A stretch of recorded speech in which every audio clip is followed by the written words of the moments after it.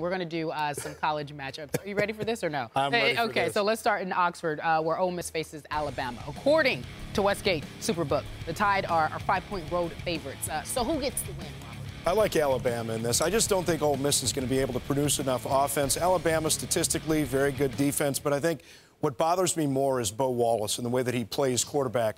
They're going to have to take some shots. They're not going to be able to run the football on this Alabama defense. And you go back and you watch some of the throws that Bo Wallace makes.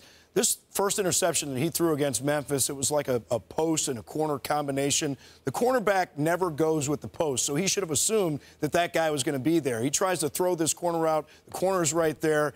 Easy interception. And I know that Hugh Freeze has had these conversations about hoping that the good Bo Wallace shows up. I just don't think they're going to be able to do enough. And when I look at the Mississippi defense, they run this 4-2-5, and their defensive ends are a little bit small. Johnson and Thompson on the other side, they're a little bit small. Alabama will line up in two tights, and they will take Derrick Henry, 6'2", 235-pound running back. They will wear this Mississippi defense out. And Lane Kiffin will do enough to change up looks, to dictate matchups, and be able to produce just enough in the pass game. Stephen A.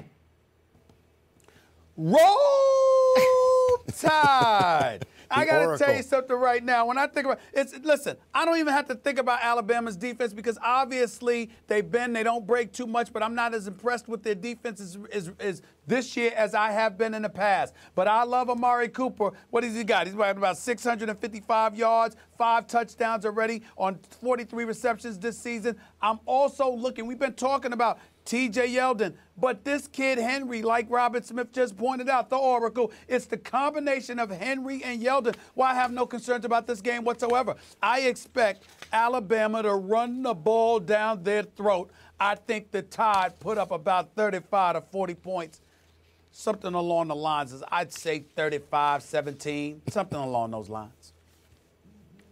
Wait a minute. You think Alabama has a chance to score 40 on one of the best defenses at home in college football? Yes. Yes. Wow. Yes, I do. Because I'm shocked by that. I think that they're I'm just think hoping they're I get going to the run Oracle all title day long. I'm Yes, just hoping I I do. get the Oracle title back from my dear friend Skip. Robert Smith just earned back his You got title. it. You're back. He did. He got it back. He is now the Oracle. And he broke this down beautifully to start off this conversation. And I will, so to speak, tie a bow on it because I do not believe in Bo Wallace in games of this stature and magnitude. He's been there for, it seems like, forever, and I think he's going to lose his third straight game to Alabama. I'm going to go 24-14 Roll Tide. All right, another big matchup in the Magnolia State when number 2 Mississippi State, they host rather. Texas A&M. There you go. I'm looking at it and I'm deciding, Robert, since you're the Oracle again, who's going to win this one? I'm going to go with Texas A&M in this one. I'm not real comfortable about this.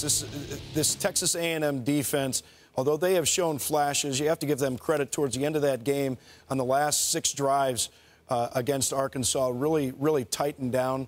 But for me, it's the offense that's going to be the difference in this one. Not just Kenny Hill, but the weapons that he has. And if you're a wide receiver in high school right now, why wouldn't you want to go play for Kevin Sumlin? If you're any player, why wouldn't you want to go play for him? But especially if you're a wide receiver, they bring in Speedy Noyle, who adds in with Ricky Seals-Jones and Pope and Reynolds and Kennedy. They just have so much talent on the outside. And when I watch Mississippi State, as stout as they are up front, they don't produce great pass rush, and they're not real solid on the back end of that defense. They're probably not going to have those big linebackers in coverage a whole lot. They'll probably be in some sort of nickel and dime. But I just don't like the back end of Mississippi State's defense. I think that's going to be the difference in the game.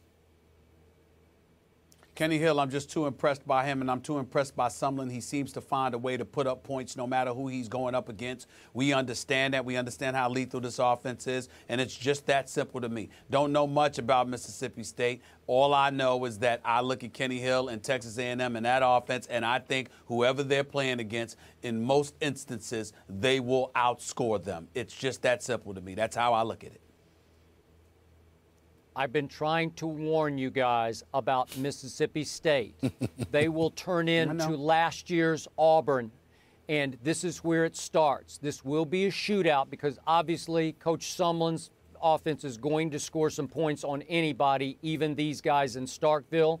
But a shootout will ensue, and Dak Prescott will win it 45-35, and he will vault into Heisman contention, if not maybe to the top of the list.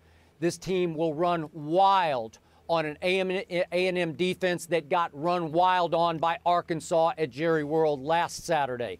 It's going to be a track meet for Mississippi State, and I'll go 45-35. Have not been impressed by LSU at all as far as I'm concerned. I had better expectations for them, including this kid Fournette. I don't think it's measured up, Robert, Skip. I'm of the mindset that Auburn's a little bit better than people gave them credit for, but even though they were obviously the runner-up for the national championship, people thought they were going to fall off the map when they looked at their schedule, but that hasn't been the case right now. They've got a hell of a schedule coming up over the next several weeks there against top 15 teams in the nation. We know that, but I think they handle their business in this one because of Artis Payne and because of Nick Marshall and what they're capable of doing. I think they find a way to win this game. And I do not. I'm going with the upset. I got LSU because I think Leonard Fournette is starting to figure it out. I love the true freshman starting at quarterback. And I do not love Auburn so far. They were handed a game on that Thursday night up in Manhattan, Kansas by Kansas State. What was it, 20-14? And I'm just not buying Auburn the way I was buying Auburn last year. I think LSU is going to emerge as a force to be reckoned with from here on.